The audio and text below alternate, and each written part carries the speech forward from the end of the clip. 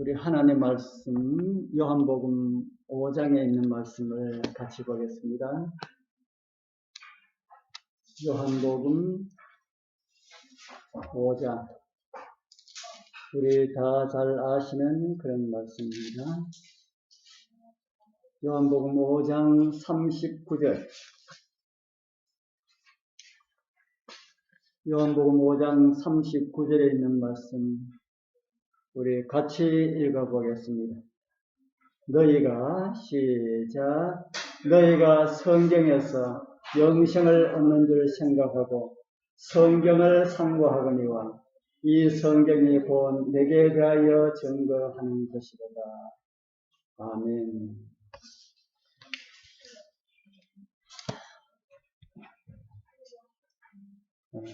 저는 지난 화요일 저녁에 하나님을 바르게 알 수 있는 길이 성경에 있다는 사실을 함께 살펴보았습니다.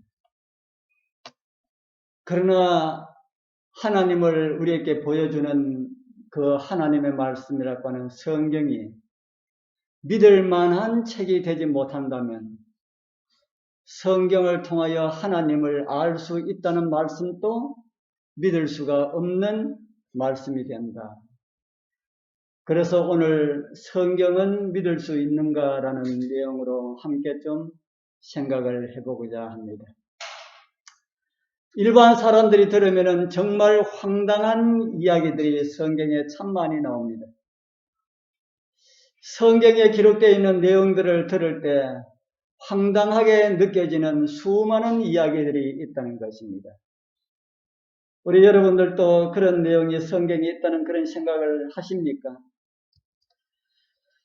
예수님께서 물 위로 걸으신 이야기, 황당한 이야기 같습니까? 그럴듯한 이야기 같습니까? 예수님께서 물 위로 걸으셨다라고 하는 이런 이야기가 그 옛날 전설에 나오는 이야기처럼 그렇게 들리지는 않습니까? 세상 사람들이 들으면 그렇다 하는 겁니다.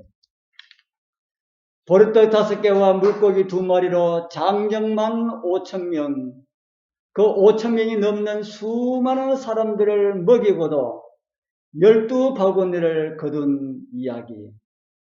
이런 이야기, 하나님을 믿지 않는 사람들이 들으면은 옛날 호랑이가 담배 피웠다는 그런 시대의 이야기 정도만 그렇게 생각할 수가 있다 하는 겁니다. 그리고 풍랑이는 바다를 잔잔하게 하신 이야기, 병든 자를 치료하고 죽은 나사로를 살리고 나인성의 과부의 아들을 살리신 이런 이야기들 하나님을 믿지 않는 사람들이 들으면 정말 황당한 이야기다 하는 겁니다. 그뿐 아니라 창조와 관련된 이야기도 우리는 잘 알고 있지요. 또 홍해를 가르시고 그 가운데로 60만 장정이 걷는 이야기, 이런 이야기들을 일반 사람들이 들으면 다 황당한 이야기, 그런 이야기들을 정말 믿느냐고 할 정도로 그런 이야기들이다 하는 겁니다. 그리고 또 성경에 이런 이야기들만 있는 것이 아니고 말씀도 이런 말씀이 있지요. 요한복음 11장 25절에서 26절, 예수께서 가라사대 나는 뭐라 그럽니까? 예수께서 가라사대 나는 무엇이라고요?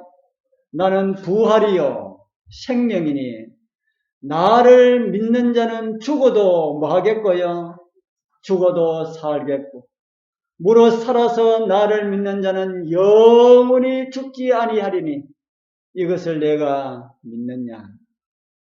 그리스도인들의 장례식장에 많이 펼쳐놓은 그런 말씀이지요.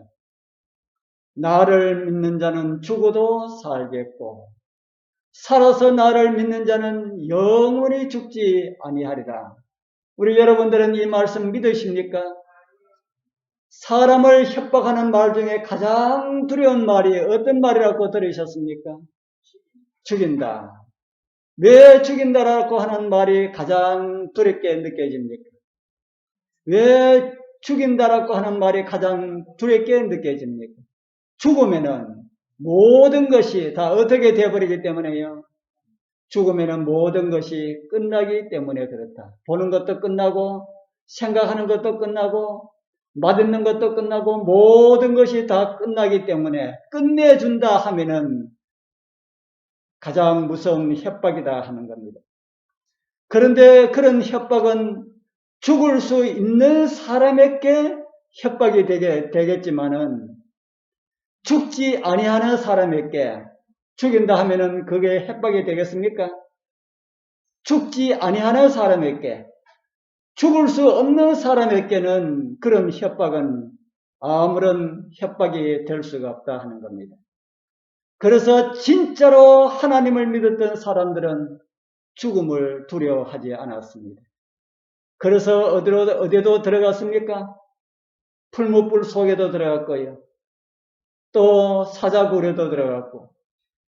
그들은 죽지 않았지만은 그런데 그곳에 집어넣었을 때 죽은 사람들도 많이 있었습니다. 네로 치세에 수많은 사람들이 사자굴에서 죽었고 불에 태워서 죽었고 많이 죽었지요. 수많은 사람들이 그 죽어가면서도 순교장의 자리에서도 찬미를 부르면서 나갔다고 하는 그런 이야기들을 우리는 듣습니다. 죽음 후에도 살 수 있다는 성경 말씀의 소망이 그들로 하여금 죽음을 두려워하지 않게 하였다 하는 것입니다. 우리 사랑하는 성도님들, 우리 여러분들도 진짜로 성경을 믿습니까? 진짜 하나님을 믿습니까? 죽음을 두려워하지 말기를 바랍니다. 여러분들은 성경을 믿지만은 다른 사람들에게 성경 그 말씀들 어떻게 믿을 수가 있습니까? 이렇게 말한다면은 여러분 어떤 말씀을 소개를 해 주시겠습니까? 그냥 하나님의 말씀이니까 무조건 하고 믿으라 이렇게 하면 될까요? 우리 사도행전 17장에 보면은 이런 말씀이 있습니다. 우리 같이 한번 읽어보겠습니다. 이는 시작. 이는 정하신 사람으로 하여금 천하를 공의로 심판할 날을 작정하시고 이에 저를 죽은 자 가운데서 다시 살리신 것으로 모든 사람에게 믿을 만한 증거를 주셨음이니라 합니다. 아멘. 하나님께서 무엇을 주시고 믿으라 하신다 합니까? 믿을 만한 증거를 주셨다. 성경을 믿는 그 믿을 만한 증거는 무엇일까요? 성경을 믿을 만한 그런 것으로 제시해주는 그런 성경의 증거는 어떤 것이 있을까? 오늘 그런 것을 좀 찾아보려고 합니다. 첫 번째, 잃는 자에게 일어나는 변화가 그것이다 하는 겁니다. 우리 잘 아는 마태복음 13장 44절에는 우리 감추인 보화와 관련된 그런 이야기가 나오겠지요. 이 이야기는 우리가 너무나 잘 아는 그런 내용입니다. 외적으로 볼 때에 전혀 가치 없는 땅을 자기의 전 재산을 다 주고라도 살였고 하였다. 그 이유가 무엇이라고 했습니까? 우리는 이 감추인 보화에 대한 이야기를 잘 알고 있기 때문에 그 농부가 무엇 때문에 그 밭을 살해했다 하는 것을 우리는 잘 알고 있습니다. 무엇 때문에 살해했달까요? 그 속에 감추어져 있는 보화가 자기의 전 재산보다 어떻게 하기 때문에요? 더 많기 때문에 그러하였다 하는 겁니다. 얼마 전에 우리 기도력에 아름다운 이야기가 있어가지고 제가 그 이야기를 좀 소개를 해드리고자 합니다. 옛날 미국에는 금강을 찾아서 떠났던 사람들이 참 많이 있었지요. 그런 시대에 한 사람이 집안의 모든 재산을 정리해서 금강을 찾아 나섰습니다. 마침 그 자기 마을에는 다른 사람도 함께 가기를 원하여서 두 사람은 함께 나섰습니다. 그리고 건강을 찾기 위해서 가지고 있는 재산 다 떨어먹어도 건강을 찾을 수가 없었습니다. 그리고 집으로 돌아오는 길에 우연치 않게 두 사람은 진짜 금맥을 발견하게 됩니다. 그래서 두 사람은 서로를 보면서 너무 흥분하여서 이제 이러한 사실이 전혀 없었던 것처럼 생각하고 고향으로 돌아가서 조용하게 재산을 정리해가지고 우리 둘이 이곳에 오자 그렇게 했습니다. 그래서 두 사람은 고향으로 갔습니다. 그리고 동네 사람들이 말을 합니다. 그리고 어떻게 되어서 아이고 말도 마시오. 건강 찾으러 갔다가 건강은 고사하고 죽을 고생만 하고 가지고 갔던 재산 다 날리고 그렇게 돌아와서 이제는 할 거 없으니까 가지고 있는 이 재산 조금 있는 재산 다 팔아가지고 저 시내 가서 좀 수월한 그런 일이나 장사나 하면서 그렇게 지낼라 하오 하면서 재산을 처분을 했습니다. 그리고 아무도 모르게 두 사람이 동네 사람 전부 눈치 못 채도록 두 사람이 살며시 금맥 있는데 왔는데 와서 뒤를 돌아보니까 그 마을 사람이 다 따라왔습니다. 아니 여러분들 어떻게 이곳에 오셨습니까? 하니까 우리 여러분들 그 기도력 읽어보셨습니까? 아마 한 3년, 한 4년 전 이런 기도력이 나왔습니다. 여러분들 참 감동 깊게 읽었으면 그 이야기가 어떻게 전개된지 아실 겁니다. 당신들 어떻게 알고 이곳에 왔습니까? 하고 물으니까 동네 사람들 하는 말이 우리는 다 압니다. 당신들 얼굴에 우리는 건강을 발견했습니다 하고 서여 있었습니다. 당신들은 우리 가져간 재산 다 떨어먹고 건강을 발견 못하고 죽을 고생을 하고 그렇게 했다고 말은 하지만은 얼굴 표정은 그게 아니었다 하는 겁니다. 이게 무슨 말입니까? 진짜 좋은 것을 발견하면은 어디에 나타난다는 겁니까? 어디에 나타나요? 얼굴에 나타난다 하는 겁니다. 우리 사랑하는 성도님들, 우리 여러분들은 건강을 발견했습니까? 정말 교회 다니면서 하나님의 말씀을 통하여서 하늘에 관한 것을 여러분들 발견했습니까? 그러면은 그 엄청난 그 기쁨이 우리와 접하는 사람들에게 어떻게 된다는 겁니까? 우리는 아니라 하는데 그 사람들은 저 사람들 보니까 하늘에 분명히 있어 라는 것을 그 사람들이 알게 된다 하는 겁니다. 그런데 우리는 지금 거꾸로 되지요. 우리는 다른 사람들에게 하늘에 있다 아무리 이야기해도 듣는 사람은 어떻게 들어요? 없다 하는 것으로 듣는다 하는 겁니다. 왜 그렇다는 겁니까? 우리 얼굴에 우리 말로는 하늘이 있다, 하나님 계신다 아무리 그렇게 이야기해도 우리 얼굴에는 하늘 없습니다 하고 써놓고 있기 때문에 그렇다 하는 겁니다. 우리 성도님들 정말 하나님을 믿는 사람답게 변화된 그런 삶을 살아가기를 바랍니다. 제가 교회 다니기 전에 어때했다 하는 이야기 몇 번 드렸지요. 제가 교회 다니기 전에 다른 사람 싫어하는 거 다 했고 하지 말아 그런 거 골라가면서 다 했고 참 나쁘다 하는 이야기 참 많이 들었습니다. 그래서 길 지나가면은 이유 없이 사람들이 저하고 시비 걸어서 싸움하고 그래서 맞기도 많이 맞고 때리기도 많이 때리고 그러면서 청년기를 그렇게 보냈습니다. 오죽이면은 교회에 나와가지고 한 2년 정도 되었을 때에 선보러 가니까 우리 집 사람 앞집에 있는 사람이 우리 집 사람한테 하는 말이 저 사람한테 시집가면 큰일 나. 왜요? 하니까 저 사람 눈매가 보통 눈매가 아니기 때문에 가면은 고생이야. 하기야 지금 고생은 합니다. 그래서 절대로 가지 말라고 그렇게 했다고 합니다. 그런데 그런 제가 교회에 나오니까 저도 모르게 변화된 이런 모습을 하게 되더라고요. 어느 날 우리 고향에 있는 우리 친구를 만났더니만은 친구가 그런 이야기예요. 우리 아버지가 하는 말이 네 교회 다니니까 사람 됐다고 내보고 그 교회 나가라 하더라. 그런 이야기를 해요. 그래서 우리 성도님들, 우리 정말 하나님을 믿는 그런 표가 우리 얼굴에 나타났으면 좋겠다라고 하는 생각이 듭니다. 지난번에 저희들이 우리 집사람하고 전라도 가다가 옆에 휴게소가 있어가지고 휴게소 들어가서 그래서 정말 모른 데 가서도 행동을 잘해야 되겠다는 생각을 너무 많이 했습니다.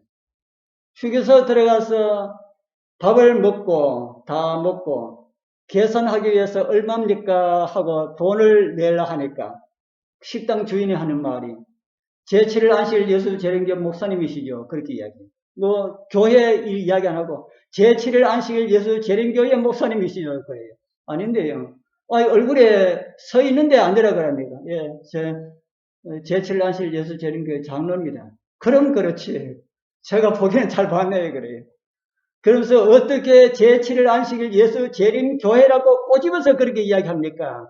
하니까 장로님 표정과 하는 행동 보니까 다른 교회 장로들은 그렇게 안 한다는 겁니다. 제7일 안식일 예수 재림교회 목사 아니면은 장로다라고 하는 것이 자기 생각이 그렇게 나서 물어봤다고 하는 이야기를 들었습니다. 옛날에는 눈빛이 사나워가지고 시위도 하지 말라고 했고 만나는 사람들마다 시비를 걸었던 그런 사람도 신앙을 하니까 얼굴이 바뀌는 모양이구나 하는 것을 생각하게 되었습니다. 우리 성도님들, 우리 전부 다 말씀을 읽고 가슴에 말씀을 품고 정말 우리 예수님처럼 변화되어서 주님 닮은 그런 모습으로 많은 사람들에게 우리 주님을 증거하는 그런 은혜가 있기를 축복합니다. 그 다음에 우리 성경이 예수님의 하나님의 살아있는 말씀이라고 하는 증거는 고고하게 증거를 해줍니다. 이런 말씀을 우리는 많이 보고 있지요. 누가복음 19장 40절입니다. 대답하여 가라사대 내가 너희에게 말하노니 만일 이 사람들이 잠잠하면은 무엇이 소리 지른다 합니까? 돌들이 소리를 지른다. 이 말씀의 배경은 예수님께서 나귀를 타시고 예루살렘으로 입성하실 때에 일어난 이야기입니다. 많은 아이들과 관중들이 호산나 하나님의 이름으로 오시는 이여 하고 그렇게 찬양을 부릅니다. 그런 찬양을 들은 서기관들과 바리새인들이 유대인들이 그 소리를 하지 못하도록 예수님께 요청을 하였습니다. 저 사람들이 너무 저렇게 떠듭니다. 저거 하지 못하도록 하십시오 하니까 우리 주님께서 그때 대답한 말씀이 누가복음 19장 40절의 말씀입니다. 이들이 지금 잠잠하면은 무엇이 소리를 지를 것이라고요? 이들이 잠잠하면은 사람이 잠잠하면은 돌들이 소리를 지르게 될 것이다. 오늘 그 말씀이 고고학을 통하여서 성취되고 있는 그런 것을 우리는 보게 된다 하는 겁니다. 사람이 하지 못하는 그런 것들을 하나님에 대한 증거들을 돌들이 소리를 지름으로 하고 있다 하는 겁니다. 많은 고고하게 많은 내용들이 있지만 저는 몇 가지만 살펴보도록 하겠습니다. 요셉과 함께 있었던 그 관원의 포도즙에 관한 꿈을 꿉니다. 그 이야기가 창세기 40장 9절에서 나오고 있습니다. 이 기록을 보고 헬라 히랍의 역사가 헤로도토스는 비평을 하면서 어떻게 비평했나 하면은 고대 애굽에는 포도가 없었다. 고대 애굽에 포도가 없었으면은 창세기 40장 9절에서 10절에 나오는 이야기가 뭐라는 이야기입니까? 옛날 애굽에 포도가 없었으면은 창세기 40장 9절에 나오는 이 이야기는 무엇이다는 이야기입니까? 이거는 거짓말이다 하는 겁니다. 만약 창세기 40장 9절에 나오는 이 이야기가 거짓말이라면은 창세기가 어떻다는 말이 되겠습니까? 창세기 다 믿을 수 없는 성경이 되고 만약에 성경에서 창세기가 믿을 수 없다면은 어떻게 될까요?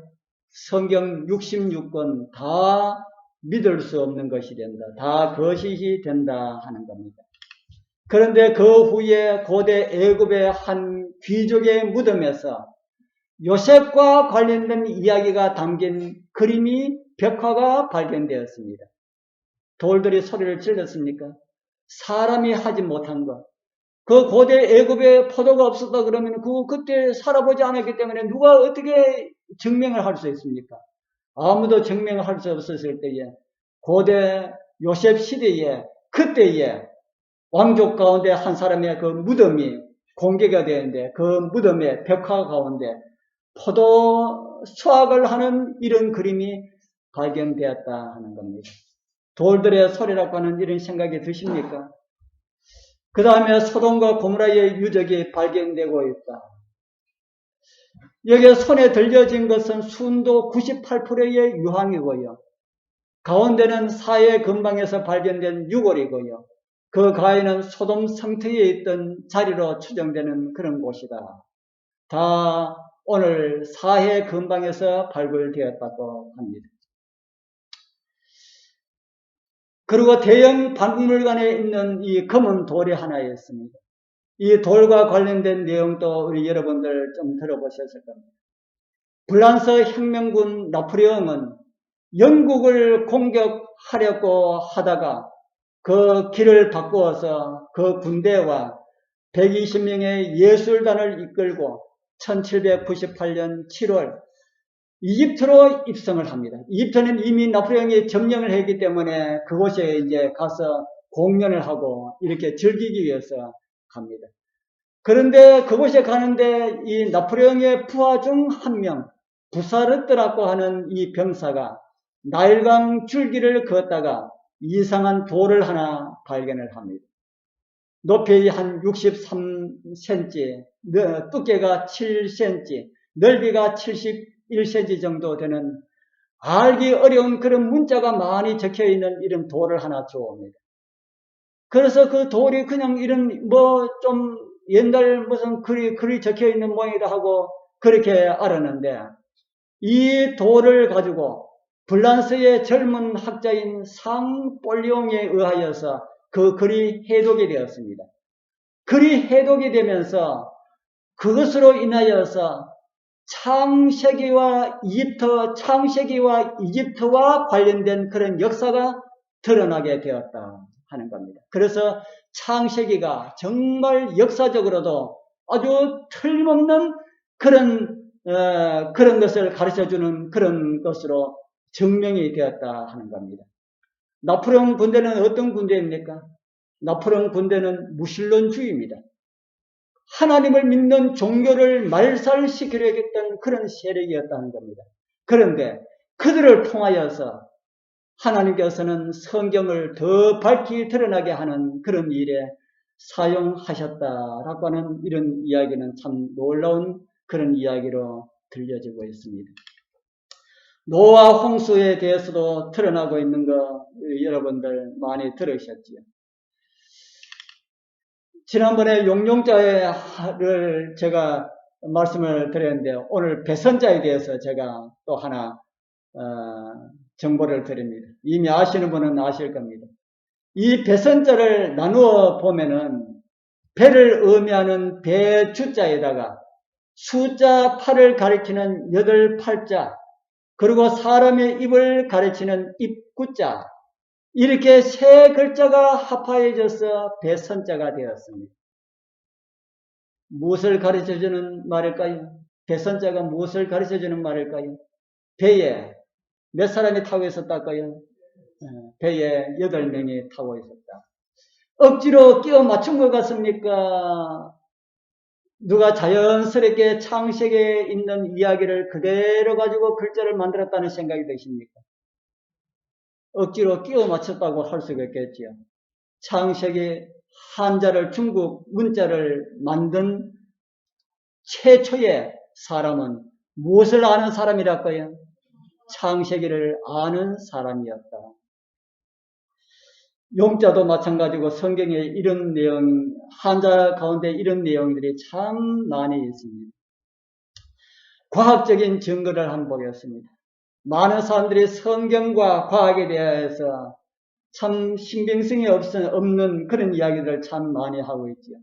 그런데 우리는 성경을 보면 정말 과학을 앞질러가는 그런 책이다라고 하는 것을 우리는 이해하게 될 것입니다. 성경이 하나님의 말씀임을 입증하는 과학적인 증거들을 좀 보도록 하겠습니다. 첫 번째, 천문학. 욥기 26장 7절에 보면은 그는 북편 하늘을 어디에 폈다 합니까? 북편 하늘을 허공에 펴시며 땅을 공간에 다시며. 이 말씀은 천문학과 관련된 두 가지를 우리에게 가르쳐 주고 있습니다. 그 첫 번째 하나는요, 북쪽 하늘에 허공이 있다. 다른 말로 하면 북쪽 하늘에 빈 공간이 있다 하는 겁니다. 두 번째로는요, 지구가 땅을 허공에다가 달아놨다. 이 욥기는 지금부터 3,500년 전에 기록된 말씀입니다.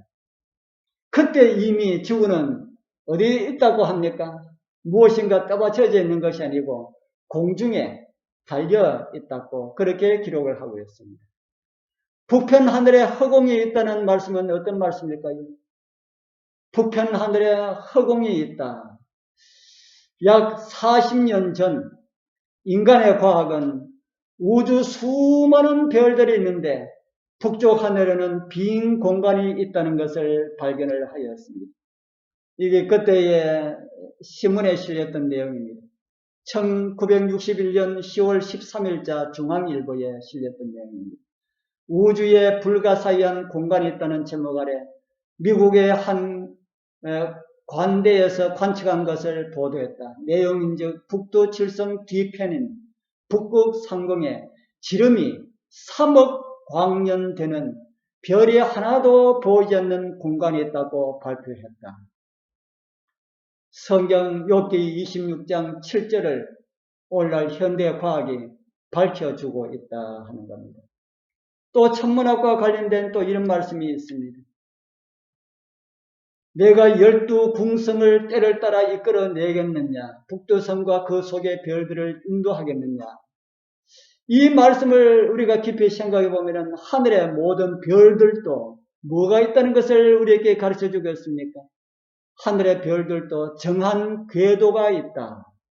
하늘의 별들도 정한 궤도를 따라서 움직인다라고 하는 이런 것들을 우리에게 보여주고 있습니다. 우리는 얼마 전만 해도 하늘의 별을 나눌 때에 항성과 행성을 나누지요. 항성과 행성. 우리 기웅이 항성은 뭐가 항성이고 행성은 뭐가 행성이지? 스스로 빛을 내고 항성은 또 뭐 하지 않고? 항성. 그리고 항성은 제자리에 있고 행성은 이게 돌아가고 궤도가 돌아가고 그렇게 학생들이 배우고 있습니다. 그런데 성경에 보면은 항성들도 움직인다. 태양과 같은 별들도 움직인다. 그렇게 오늘날 현대과학은 그렇게 이야기를 하고 있는데 성경은 하나 오래전부터 3,500년 전에 이미 그런 말씀을 하고 있습니다. 우주에 대해서 잠깐 좀 보도록 하겠습니다. 우주의 작은 별로서 지구를 돌아가는 달이 있고요. 그 달을 데리고 있는 지구가 있습니다. 달이 지구를 한 바퀴 도는데 며칠 걸립니까? 달이 지구를 한 바퀴 도는데 며칠 걸려요? 30일 걸리죠. 그것을 가지고 우리는 한 달이라고 하는 것은 달이 지구를 한 바퀴 도는 것을 가지고 한 달이라 그렇게 말을 합니다. 그 다음에 지구가 속해 있는 태양계가 있지요. 그리고 태양은 작은 별들 9개를 거느리고 있습니다. 그 9개의 별들은 다 저마다 궤도를 가지고 태양을 돌아갑니다. 지구가 태양을 한 바퀴 도는데 며칠 걸리나요? 지구가 태양을 한 바퀴 도는데 며칠 걸립니까? 365일. 그런데 그 지구가 얼마만한 속도로 태양을 돌아갈까요? 지구가 태양을 도는 속도. 얼마만한 속도로 태양을 돌아갈까요? 자, 우리가 차가 더 빠를까? 지구가 더 빠를까요? 에? 지구는 시속 80만 킬로미터로 태양을 돌아갑니다. 지구가 시속 얼마로 돌아간다고요? 80만 킬로미터. 이것은 음속 100배라 합니다. 음속. 마하 2.3, 마하 2.2 하는 이야기 들어봤어요? 그 뭡니까 마하가? 음속. 소리의 속도의 2.3배. 뭐가 그렇다는 겁니까? 비행기가. 빠른 비행기, 비행기 중에서 빠른 비행기, 제트 비행기, 전투기 이런 것들이 팬텀기 이런 것들이 그렇다는 겁니다. 그런데 지구는 마하 얼마나 거예요? 마하 100. 마하 100. 음속의 100배를 달려간다. 그렇게 오늘날 과학자들은 우리에게 가르쳐 주겠습니다. 그런데 태양도 지금은 움직인다고 밝히고 있습니다. 태양은 무엇을 향해 돌아갈까요? 태양은 무엇을 향해 돌아갈까요? 이게 우리 태양계가 속해 있는 우리 은하입니다. 이 중에 태양계의 위치는 어디쯤 있을까요? 태양계의 위치는 여기 빨간 표현하는데 여기에 태양계가 있습니다.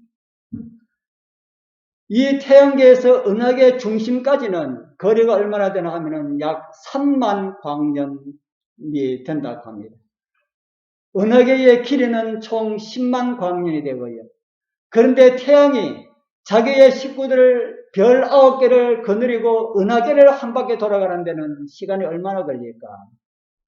태양계가 식구 별 9개를 데리고 은하계를 돌아가는 데는 얼마나 걸릴까? 그리고 태양은 얼마만한 속도로 은하계를 돌아갈까? 태양은 이 지구와 같은 이런 별을 9개나 데리고 있으니까 가는 속도가 많이 늦겠지요. 얼마나 늦을까요? 지구보다 더 빠를까요? 지구보다 더 늦을까요? 지구보다 더 빠를까요? 태양은 시속, 아까 지구는 시속 얼마라 그랬죠? 시속 80만. 태양은 시속 2000만 킬로미터로 달립니다. 엄청나죠?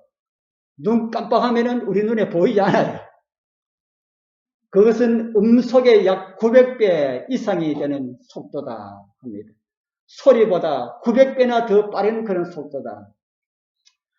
예전에 과학이 무엇인지 몰랐을 때는 항성들은 고정박인 줄 알았는데 오늘날 현대의 과학이 이렇게 밝혀주겠다. 성경이 이미 오래전에 이렇다 하는 것을 오늘날 현대 과학이 이렇게 밝혀지고 있다 하는 겁니다.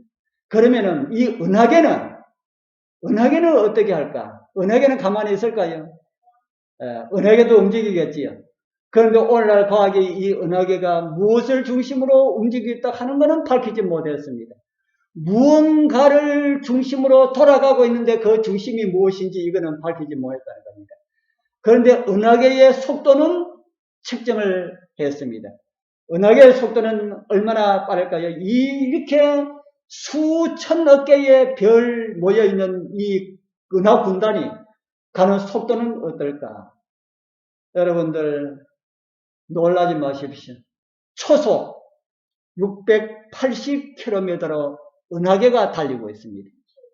딱 하면은 680km를 이 거대한 그 은하계가 딱 하면은 680km를 680km를 그렇게 달리고 있다 하는 겁니다. 그런데 어디로 무엇을 향하여 달리고 있는지 그거는 모릅니다. 그런데 저는 압니다. 어떻게 알 수 있을까요? 하나님께서 성경을 통하여 우리에게 가르쳐 주셨습니다. 그런데 이 모든 것을 누가 붙잡고 계신다 그럽니까? 하나님께서 붙잡고 계신다. 그리고 이 우주 중앙에는 뭐가 있을까요? 우주 중앙에 뭐가 있을까요? 하나님의 보호자겠지요. 그래서 은하계와 같은 이런 은하 군단들은 다 무엇을 중심으로 돌아간달까요? 하나님의 보호자를 중심으로 해서 돌아가고 있다. 에베소 4장 6절에 그런 말씀이 있습니다. 하나님도 하나이시고 만유의 아버지시라. 만유 위에 계시고 만유를 통일하시고 만유 가운데 계신다. 하나님의 보좌는 온 모든 만물 가운데 계신다. 다른 말로 하면은 우주 중앙에 하나님의 보좌가 있음을 성경은 우리에게 가르쳐주고 있습니다. 그래서 이런 내용들은 하나님을 믿지 아니하는 사람들에게 이야기해도 성경은 과학을 앞질러 간다는 그런 이야기를 해도 그들 부정할 수가 없지만은 그래도 믿지 아니하려고 하는 사람들에게는 어쩔 수가 없는 그런 일이 있다는 겁니다. 그리고 과학적인 이 증거들, 제가 없어진 하루에 대해서는 제가 나중에 시간이 있으면 다시 말씀을 드리겠습니다. 과학적인 증거들, 의료보건학, 이것도 저와 여러분들 잘 아는 그런 내용이죠. 할례를 왜 8일 만에 했는가? 사람이 태어나서 8일째 되었을 때 가장 피의 응고력이 가장 좋은 그런 시기다라고 하는 것은 우리가 잘 알고 있습니다. 안식일, 왜 7일 제도가 있는가? 사람의 생체 리듬의 주기가 7일 주기로 되어 있음을 오늘날 의학자들은 그걸 아는 것 같습니다. 사람뿐 아니라 모든 짐승들도 다 7일 주기로 신체 리듬이 그렇게 되어 있다고 합니다. 우리 하나님께서는 이렇게 우리를 그렇게 만드셨습니다. 그리고 채식이 좋다는 것은 오늘날 많은 사람들이 우리 재림 성도들보다 더 많이 아는 것 같은 그런 생각이 들 때가 참 많이 있습니다. 앞으로 계속해서 더 밝혀질 것이라는 생각이 듭니다.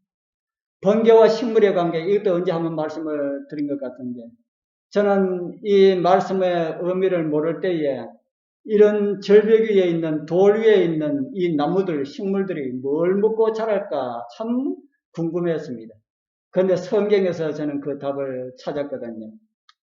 여기 36장 30절에서 31절 같이 한번 읽어보겠습니다. 시작. 그가 번개빛으로 자기의 사면을 두르시며 바닷빛도 가리우시며 이런 것들로 만민을 징벌하시며 이런 것들로 식물을 풍비히 주시느니라. 번개빛으로 식물에게 무엇을 주신다고 합니까? 풍비, 풍성한 비료, 풍성한 영양소를 주신다 하는 겁니다. 저는 이 말씀을 한 20년 되었을까요? 그때 저 경산에 있을 때 우리 성경 공부하면서 하는데 그곳에 한 청년이 있었는데 제가 이 말씀을 하고 난 다음에 그 청년이 이 말씀에 대해 가지고 과연 그럴까 하고 그렇게 생각하고 자기가 건축의 일을 했는데 건축과 관련된 그 일을 하는데 아주 잘 아는 러시아 조경사가 있었다 합니다. 대학의 교수로 그렇게 했던 그런 분인데 그분한테 물어봤답니다. 그 언덕에 있는 그런 나무들이 비가 올 때 번개를 칠 때 그것을 인해 가지고 그게 영양분이 공급된다 하는데 그 이야기가 진짜입니까 하니까 그 이야기를 아주 자세하게 해주더랍니다.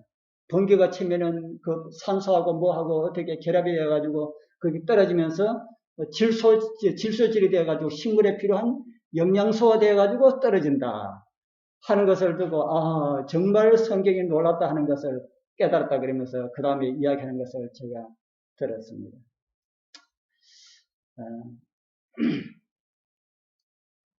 우리 성경이 믿을 만한 증거들이 지금 제가 말씀드린 이거는 아주 희미한 증거들입니다.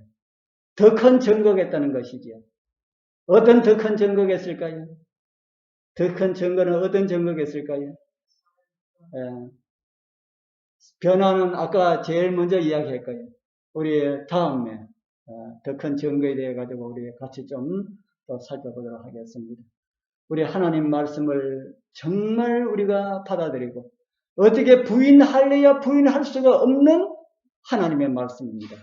더 확실한 신뢰심을 가지고 말씀 가까이 그리고 온전한 순종을 통하여서 믿음 안에 가시는 그런 은혜가 우리 모두와 함께하길 축복합니다.